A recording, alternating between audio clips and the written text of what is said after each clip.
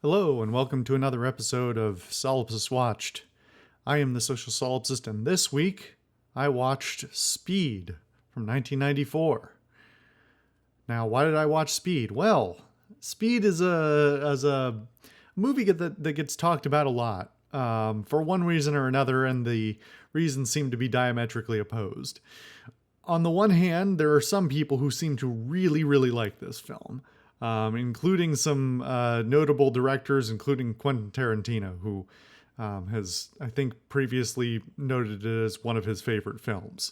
Uh, I have always been, having never seen it before, I've always been on the side of that's a joke, right? It's got to be a joke. Because pretty much anyone with any sort of cinematic knowledge knows the plot, quote unquote, of Speed. The plot that a bomb gets put on a bus, it goes over 50 miles an hour, and if it goes under 50 miles an hour, the bus will explode. And based on that description, for the longest time, I assumed that everyone who liked this film was either off their rocker or had bad taste or whatever.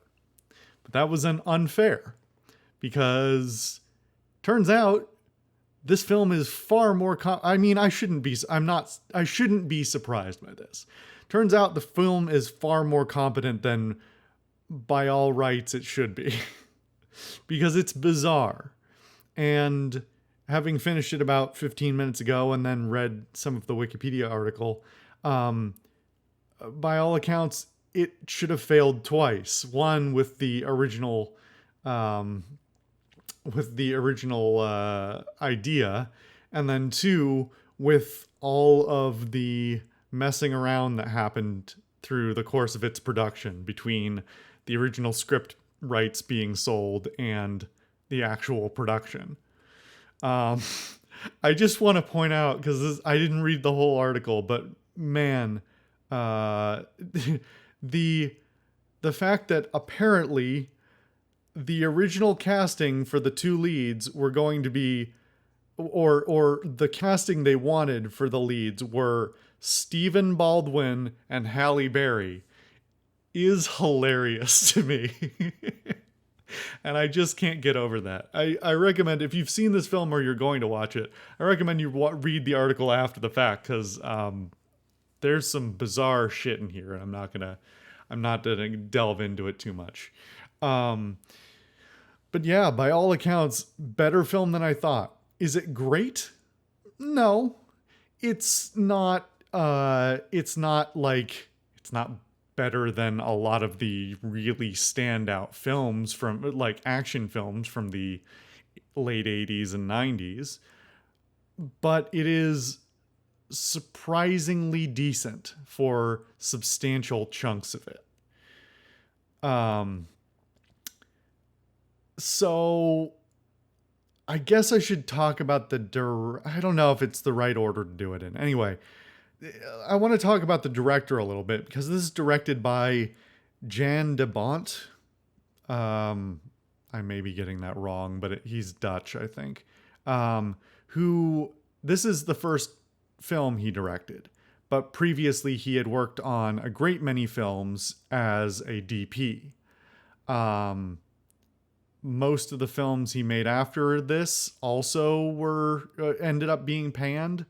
But it's interesting from a cinematography and framing perspective. He clearly has a very good idea of what needs to be done in a technical way. And there are some standout shots in this film that I think are pretty extraordinary. However, compared to when he is the DP, it is very apparent that the artistic vision of how the shots will be assembled after the fact, is not something he is as proficient at. And admittedly, first film, right? But still, if you compare it to other things that he was DP on, like I'm pretty sure he was DP on Die Hard, which is extraordinary. It just isn't. There's a lot of the same hallmarks of somebody who can work the camera well, but maybe not somebody who has as good an idea of how to compose a film from start to finish. But that said, there's some great stuff here. There's also some very bizarre stuff here, both in the script and in the, well, there's a whole history that I won't delve into where the script was rewritten and rewritten and rewritten and rewritten, and major plot points were reworked. And so it's a miracle that there's anything here at all. So, boy, where do I talk about this film? The first scene, the first act of the film is extraordinary. True, like, I truly mean that. It is an incredible opening. The first day, the evening, and the next morning. That chunk of the film, I would have to go back and rewatch it, but it's kind of incredible how well it works. Pacing wise, dialogue, characterization, like just generally believable, a little bit wacky, very actiony. Like it all knits together shockingly well in a way that by all accounts it shouldn't. Like it doesn't make any sense that it works. But there's something to be said for less is more over this whole film, but especially in the beginning. They don't feel the need to spend too much time over explaining the plot or what all the characters are doing or who they are. You're just like, you're in it. This is the film now. We're off to the races. And that is something that, generally speaking, it does very well over the entire course of the film. There's no point at which I think it over explains itself, nor is there any point where I think that the audience can really get lost. It's pretty clear what's happening through the entire thing. It's clear what everybody's roles are, who they play in the plot, both literally who they are and what their role is in the, the plot. It's who they are as individuals and who they are in the plot. But the dialogue is a bit of a mess. It can be hit and miss. And I think that is in part due to the repeated rewrites it apparently had. Joss Whedon was called in. Even in 94, Joss Whedon was being called in as a fixer. And it's got some hallmarks of early Whedon. But that reminds me. It's got some hallmarks of early Whedon, but it's not like overtly that. If I didn't know that was the case before I watched it, I wouldn't have noticed. I didn't know that until after I watched it, and so it didn't click until after the fact. Anyway, an interesting connection there. I almost forgot. The opening credits crawl, because this is like the tail end of the era when credits would come, like major credits would run before the film started. 94, 94 has got to be, the 90s were certainly like the latest era when that really happened. And yeah, this has got to be a pretty late one. The theme, I hesitate to call it a theme song, but I'm just going to say that. The theme song that rolls over the opening credits, there are portions of it that are shockingly similar sounding to the Avengers theme, to the point that I paused the movie and had to go check who the composers were on the two films to make sure I wasn't like it wasn't the same composer. It's not, but yeah, the I'm not crazy. Um, it definitely sounds like it. The rest of the soundtrack in general is quite decent. Nothing really extraordinary, but it's not particularly derivative or anything like that. Um, but anyway, I'm getting off on a tangent. Um, the cinematography, like I said, it's a little bit of a mess here and there, but it never like strays off into the absurd. It's never wholly incompetent. Um, there's some stuff where, for whether it's intentional or not, is debatable. But there's some particularly jarring transitions. There's some decent stuff as well, but there's some stuff that's just sort of like, you get a little bit of visual whiplash. Um, let's put a pin in that. I'm going to come back to it. The casting, it's okay. Some of the acting's good. Some of it is very bad, especially the extras. Some of the extras are, well, not even extra. They're not even really extras. The people on the bus, some of them are very bad. Uh, and I don't think it's intentional because the movie is not cheesy enough. Um, Weirdly, that was one of my biggest issues with the film, is because I feel like it sort of missed its tone. That first section that I talked about, that really extraordinary part, seems to strike this incredible balance between like full-throated action movie and like having comedic beats that work and that are believable and that are character driven. And then it sort of loses that as it goes on, which is unfortunate. Um, as far as the scenes themselves, well, as far as the plot overall, no, sorry. Let me stop again. I'm losing the plot. The casting. Keanu Reeves, Sandra Bullock. Fine. I don't know that I don't know how much to blame on them versus the script being gutted and sewn back up and gutted again and sewn back up. There's definitely some questionability in like who exactly, what exactly kind of characterization they're going for each of them. Um, Keanu's character is more clear, but it's mostly defined by that like first 15 minutes. And then after that, it's just sort of, he's just sort of pretty boy action guy, who cares about people.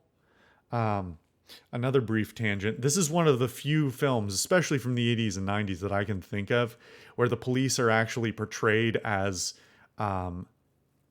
both competent and caring, not not either like bumbling idiots and or like malicious killers.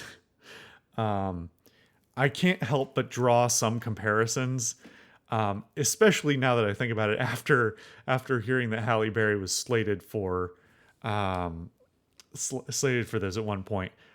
Comparing this to Swordfish. When did Swordfish come out? If you've never seen Swordfish, don't watch it. It's awful. It's truly awful. When did it come out? Come on. 2001, apparently. So it was a while. There are some parallels. If you happen to have seen both, let me know your thoughts. Don't watch Swordfish. It's awful. What was I getting at? Anyway, Keanu Reeves is believable, but he's like a little bit weird. He was in that like weird point in his career where he hadn't done The Matrix yet, so he wasn't a big name. It had been a little while since he did Bill and Ted, so he wasn't that kid anymore. and apparently they sort of cast him because he was non-threatening, but also like non-threatening to the masculinity wise to the men, but also attractive enough to the women, is apparently why he was cast. He does a decent job at the role, and I think he gets across the core beats of the the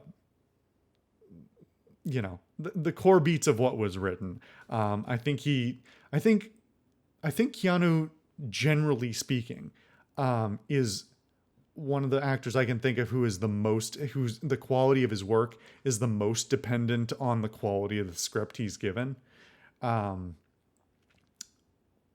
I'd have to.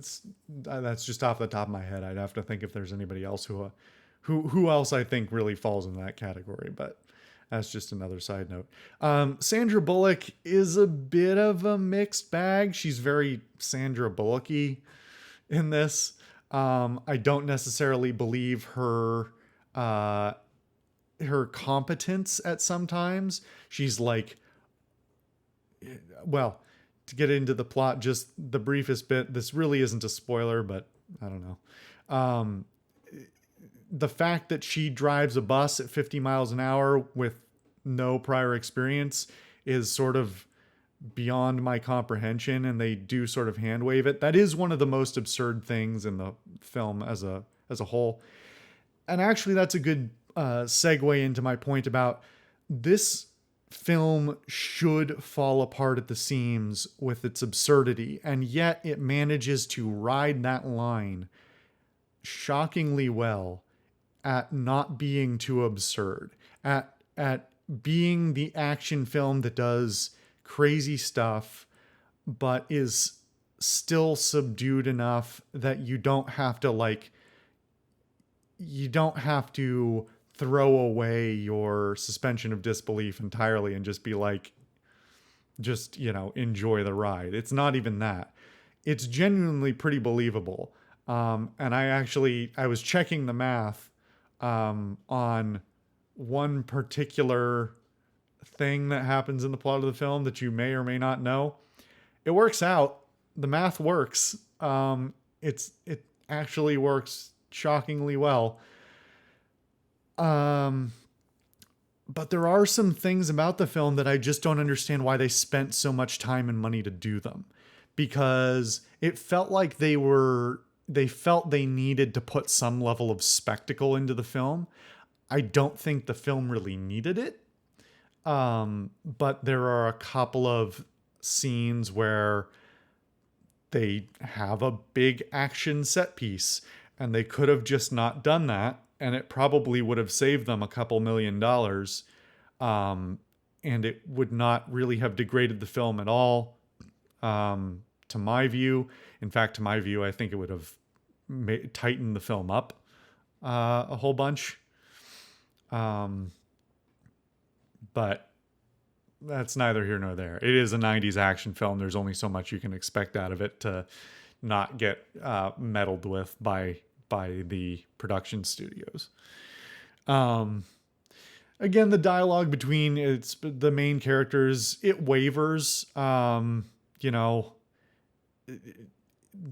cast being who they, Keanu Reeves, Dennis Hopper, Jeff Daniels, Sandra Bullock, Joe Morton, like some decent names in here with some decent acting talent, a mixed bag of a script. You get a mixed bag as it comes out, but it's pretty okay. However, in the last 15 minutes of the film, I'm not going to spoil it, but it might screw up your expectations here. So, watch the rest of this video at your own peril.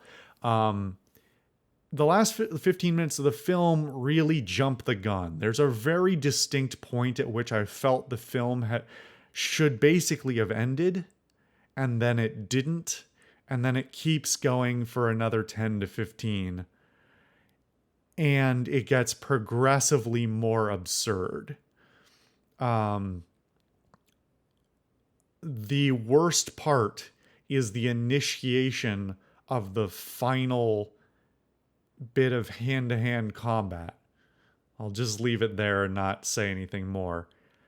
Is completely without precedent. It's just, we had to have a combat scene, and so here it is. We're not even going to explain how they got there.